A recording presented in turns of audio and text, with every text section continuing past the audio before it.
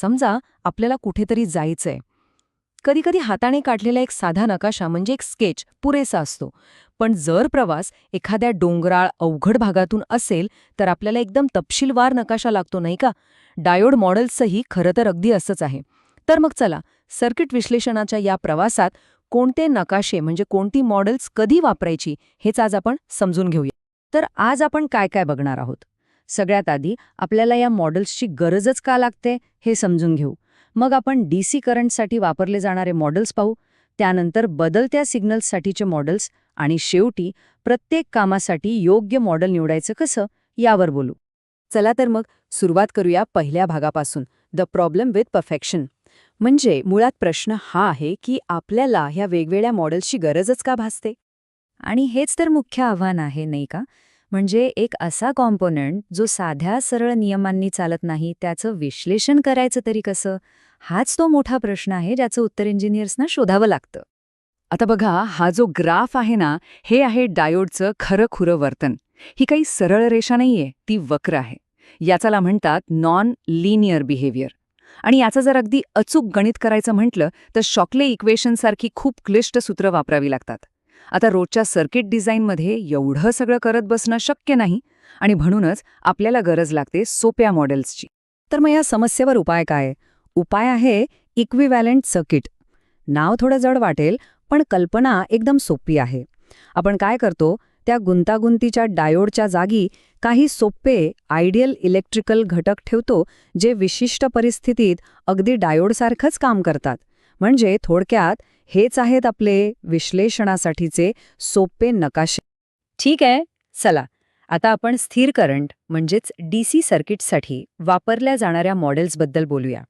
हे समजून घेण्यासाठी आपण एका शिडीची कल्पना करू. ही आहे अचूकतेची शिडी. आपण एक एक पायरी चढू आणि प्रत्येक पायरी आपल्याला डायोडच्या खऱ्या वर्तनाच्या आणखी जवळ घेऊन जाईल. चला तर मग चढूया.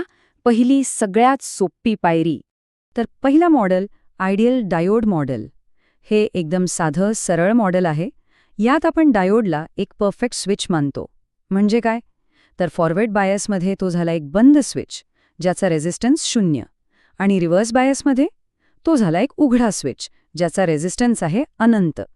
एकदम सोपा हिशोब. आता शिडीची पुढची पायरी सिम्प्लिफाईड मॉडेल. हे आयडियल मॉडेलपेक्षा थोडं जास्त खरं आहे. यात आपण डायोडचा बॅरियर पोटेन्शियल किंवा नी व्होल्टेजसुद्धा विचारात घेतो. सिलिकॉन डायोडसाठी हे साधारणपणे 0.7 व्होल्ट असतं. म्हणजे असं समजा की डायोडला चालू होण्यासाठी किमान 0.7 व्होल्टची एंट्री फी द्यावी लागते. त्यापेक्षा कमी व्होल्टेज असेल तर तो चालूच होणार नाही. आणि आता डीसी मॉडेल्सच्या शिडीवरची सर्वात वरची पायरी पीस वाईज लिनियर मॉडेल.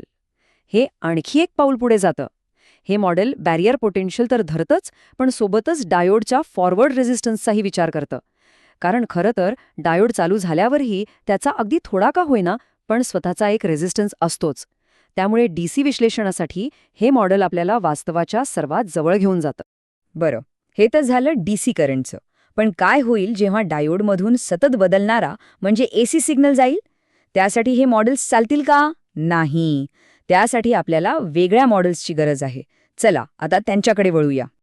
अनेकदा सर्किट्समध्ये काय होतं, एका स्थिर डीसी व्होल्टेजच्या पायावर एक लहानसा एसी सिग्नल बसवलेला असतो. जसं समुद्राच्या शांत लाटांवर एक छोटीशी लहर येते. अशा वेळी आपल्याला एका पूर्णपणे वेगळ्या मॉडेलची गरज लागते. हे मॉडेल फक्त त्या स्थिर डीसी पॉइंटच्या, ज्याला आपण क्यू पॉइंट म्हणतो, त्याच्या आजूबाजूला होणाऱ्या लहान सहान बदलांवरच लक्ष केंद्रित करतं. यालाच आपण स्मॉल सिग्नल किंवा एसी मॉडेल म्हणतो. यात आपण पूर्ण डायोडला नाही तर फक्त त्याच्या डायनॅमिक एसी रेझिस्टन्सला बघतो. हा रेझिस्टन्स म्हणजे काय? तर त्या क्यू पॉइंटवर त्या लहानशा एसी सिग्नलला डायोड किती विरोध करतो याचा तो एक माप आहे. या मॉडेलला एकूण डीसी व्होल्टेज किती आहे याच्याशी काही देणं घेणं नाही, फक्त बदलांशी मतलब आहे. पण थांबा, गोष्ट इथे संपत नाही. जेव्हा सिग्नलची फ्रिक्वेन्सी म्हणजे खूपच जास्त होते, तेव्हा एक नवीनच गोष्ट समोर येते. डायोडच्या आत लपलेल्या काही अदृश्य कपॅसिटन्सचा प्रभाव इतका वाढतो की आपण त्याकडे दुर्लक्ष करूच शकत नाही. याचे मुख्यत्वे 2 प्रकार आहेत. एक आहे ट्रान्झिशन कॅपॅसिटन्स, जो रिव्हर्स बायसमध्ये म्हणजे डायोड ऑफ असताना जास्त प्रभावी असतो. आणि दुसरा आहे डिफ्युजन कॅपॅसिटन्स, जो फॉरवर्ड बायसमध्ये म्हणजे डायोड ऑन असताना महत्त्वाचा ठरतो. जेव्हा आपण खूप हाय स्पीड सर्किटचा विचार करतो तेव्हा या दोन्ही कॅपॅसिटन्सचा हिशोब करावाच लागतो. वा, तर आपण बरीच मॉडेल्स पाहिली. चला आता या सगळ्याला एकत्र आणूया आणि सर्वात महत्त्वाचा प्रश्न सोडवूया. प्रत्येक कामासाठी योग्य हत्यार म्हणजे योग्य मॉडेल निवडायचं कसं? हा तक्ता बघा, यात सगळ्याचं सार आहे. आयडियल मॉडेल ते आहे पटकन ढोबळ मानाने अंदाज घेण्यासाठी. सिम्प्लिफाईड मॉडेल सामान्य डीसी सर्किट्ससाठी उत्तम. जास्त अचूकता हवी असेल तर पीसवाईज लिनियर मॉडेल वापरा. आणि जर डीसीवर लहान एसी सिग्नल असेल तर स्मॉल सिग्नल मॉडेल लागतं. आणि शेवटी हाय फ्रिक्वेन्सी आणि स्विचिंगसाठी अर्थात हाय फ्रिक्वेन्सी मॉडेल. प्रत्येक मॉडेलचं आपापलं एक खास काम आहे. आणि ह्या सगळ्यातून आपण काय शिकलो?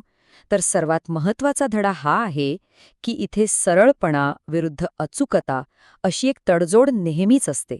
आपलं ध्येय कधीच 100% अचूकता मिळवणं नसतं, तर कामासाठी पुरेशी अचूकता मिळवणं असतं. म्हणून सर्वोत्तम मॉडेल असं काही नसतंच. तुमच्या कामासाठी सर्वोत्तम मॉडेल कोणतं हे महत्त्वाचं आहे. पुन्हा एकदा आपल्या प्रवासासाठी योग्य नकाशा निवडणं हेच सगळ्यात महत्त्वाचं आहे. आणि जाता जाता एक विचार मनात येतो.